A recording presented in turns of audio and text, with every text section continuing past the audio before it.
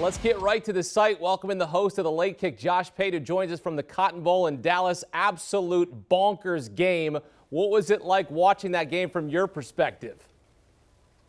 Well, it was pinball. It was catch your breath. It was, I can't believe I just saw that. But then you say, all right, well, now I really can't believe I just saw that. And you got, buddies blowing up your phone. It's no different, really. The only difference is instead of watching at home, you're on the field. No one can make sense of it. How do you even start to break this down? In retrospect, how could anyone have accurately predicted this? I'm sure someone out there got it right, but did anyone see 48 points on the board not being enough? Did anyone see Bijan Robinson getting outdone by Kennedy Brooks to that degree? Xavier Worthy, a true freshman receiver, by way of Michigan, by the way, for Texas, goes off, and in the end, after all that quarterback talk, by the way, in fall camp leading up to and into the season for Texas, it is a quarterback change at the University of Oklahoma for the second time in as many Red River Showdowns that ends up being the difference here. That's unreal. That's like 10 years worth of stories, and yet it all happened on one afternoon here at the Cotton Bowl. Yeah, Spencer Rattler gets benched during the Red River Showdown for the second straight year, 2 turnovers. So in comes the freshman, Caleb Williams, in the second quarter, runs for a 66-yard touchdown, throws 2 more in the second half. Oklahoma outscored Texas 34-10 in the second half. How about Caleb Williams stepping up off the bench and leading the Sooners to victory? It's something that's been brewing in Norman for a few weeks now, and it's something that was really brewing with the insiders around Oklahoma, even back to fall camp. But the talking point there was, there's no way we're looking at this guy and Spencer Rattler being the preseason Heisman favorite and this kid and Caleb Williams being a true freshman. I don't care how good he is. It's not going to happen, is it? And it didn't at the beginning of the year. But then slowly but surely, Spencer Rattler's not living up to that preseason hype, and Caleb Williams is wowing everyone in practice. It had, to reference another point in time, that Tua Jalen Hurts feel to it once upon a time at Alabama. That took until a national championship game for the switch to finally happen. It happened right here. And then once it happened, you talked about, being down seemingly insurmountable. No, Oklahoma wasn't at all. And you could feel it. Man, could you not feel on the broadcast as well as in the stadium here the change, not only in the body language on that Oklahoma sideline, but I can tell you, for several weeks in a row now, the Oklahoma crowd has responded. They're very pro Caleb Williams, and I know that's a tale as old as time. The fan base wants the backup quarterback, but they really, really wanted it here. And the difference is, today, we saw that their wishes, it turns out, had a lot of validity this whole time. Yeah, Spencer Rattler came back in the fourth quarter, completed a 2-point conversion to tie it at 41. But even with that, is this still his team? What's next for Spencer Rattler? No, I can't see any scenario where this is his team. I know, there was a lot of, and I rarely use this word, there was a big kerfuffle post-game about Lincoln Riley letting Caleb Williams even speak to the assembled media here, including the network to broadcast this game.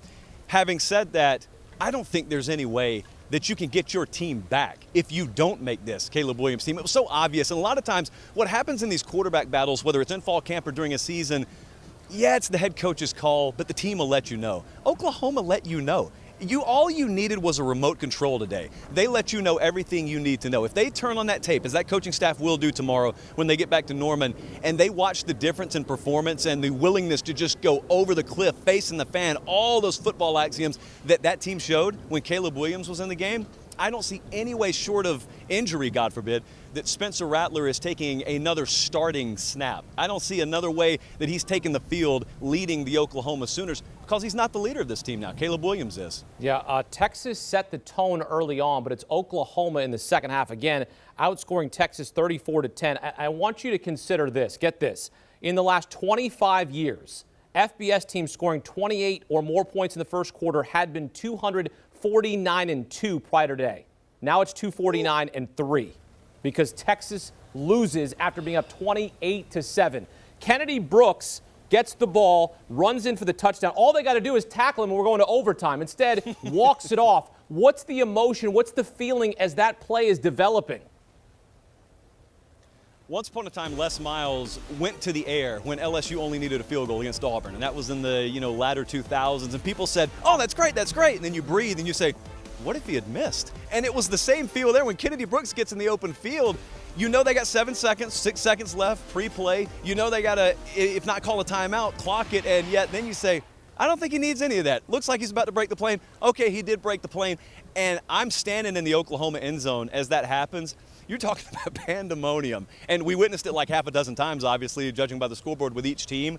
But to look around and to view the emotion on the field, you know, with different people that are friends and family, to look up in the stands and watch all these folks. The great thing about the Cotton Bowl is there are no luxury suites here. It is all die-hard fans. No one left, obviously, but it's something that you can only find on this planet in college football venues. This was like an NFC championship, AFC championship. It felt like so much more was on the line than just a regular season game, because as we find ourselves talking about so much in these Saturday postgame hits, just a Saturday afternoon in college football is everything college football is about. No one cared walking off this field. No one cared. Who do we play next week? Where are we going next week? Nobody cared. We won the Red River Showdown, and that's all that matters for now. What a bonkers game. And look, next year, let's just hammer the over because this was the highest scoring game in Red River Showdown history, 103 combined points. Fire up the deep fryer indeed. Great work as always, Josh Pate joining us here post-game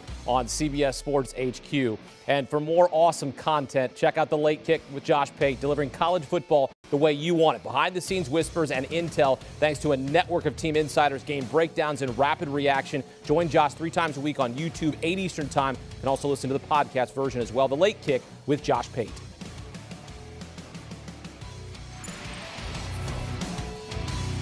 Do you want a sports network that delivers everything that matters about the game? The highlights, the picks, the instant analysis, no yelling, no fake debates, no politics.